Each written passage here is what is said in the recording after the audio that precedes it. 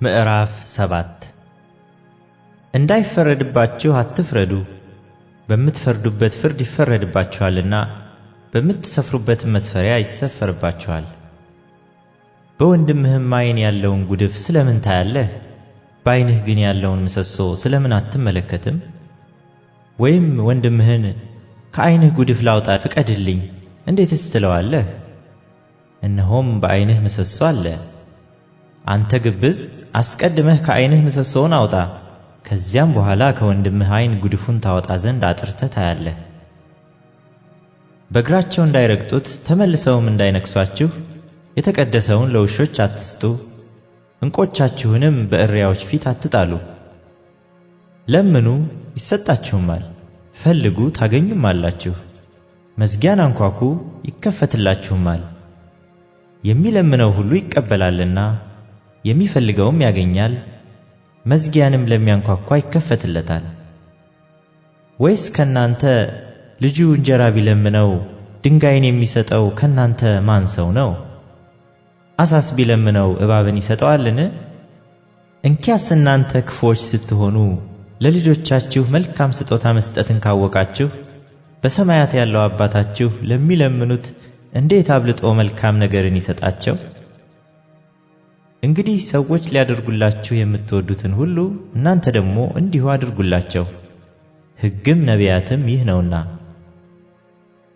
በጠበበው ደጅ ግቡ፣ ወደ ጥፋት የሚወስደው ደጅ ሰፊ መንገዱም ትልቅ ነውና ወደ እርሱም የሚገቡ ብዙዎች ናቸው። ወደ ሕይወት የሚወስደው ደጅ የጠበበ መንገዱም የቀጠነ ነውና የሚያገኙትም ጥቂቶች ናቸው። የበግ ለምድ ለብሰው ከሚመጡባችሁ በውስጣቸው ግን ነጣቂዎች ተኩላዎች ከሆኑ ከሐሰተኞች ነቢያት ተጠንቀቁ። ከፍሬያቸው ታውቋቸዋላችሁ። ከእሾህ ወይን ከኩርንችትስ በለስ ይለቀማልን? እንዲሁ መልካም ዛፍ ሁሉ መልካም ፍሬ ያደርጋል፣ ክፉም ዛፍ ክፉ ፍሬ ያደርጋል። መልካም ዛፍ ክፉ ፍሬ ማፍራት ወይም ክፉ ዛፍ መልካም ፍሬ ማፍራት አይቻለውም። መልካም ፍሬ የማያደርግ ዛፍ ሁሉ ይቆረጣል፣ ወደ እሳትም ይጣላል። ስለዚህ ከፍሬያቸው ታውቋቸዋላችሁ። በሰማያት ያለውን የአባቴን ፈቃድ የሚያደርግ እንጂ ጌታ ሆይ ጌታ ሆይ የሚለኝ ሁሉ መንግሥተ ሰማያት የሚገባ አይደለም። በዚያ ቀን ብዙዎች ጌታ ሆይ ጌታ ሆይ በስምህ ትንቢት አልተናገርንምን? በስምህስ አጋንንትን አላወጣንምን? በስምህስ ብዙ ታምራትን አላደረግንምን? ይሉኛል። የዚያን ጊዜም ከቶ አላወቅኳችሁም፣ እናንተ ዓመፀኞች ከእኔ ራቁ ብዬ መሰክርባቸዋለሁ።